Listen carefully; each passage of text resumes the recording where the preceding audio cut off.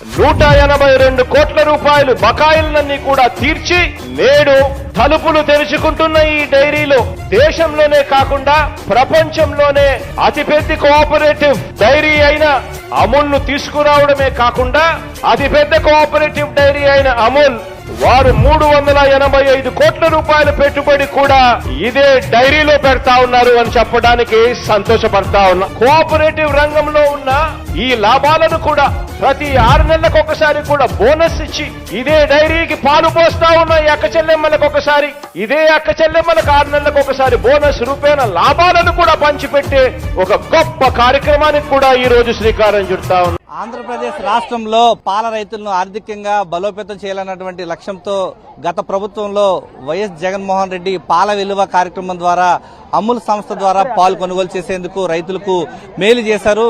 ఈ యొక్క ప్రభుత్వంలో అమూల్ సంస్థ ద్వారా పాల కొనుగోలు నిలుపుదల చేస్తూ ఈ యొక్క ప్రభుత్వం కక్ష సాధింపు చర్యలకు దిగుతోంది. ఈ నేపథ్యంలోనే మహిళా పాడి రైతులు పెద్ద ఎత్తున తిరుపతి కలెక్టరేట్ కార్యాలయం వద్దకు వచ్చి తమ యొక్క నిరసన కొనసాగిస్తున్నారు.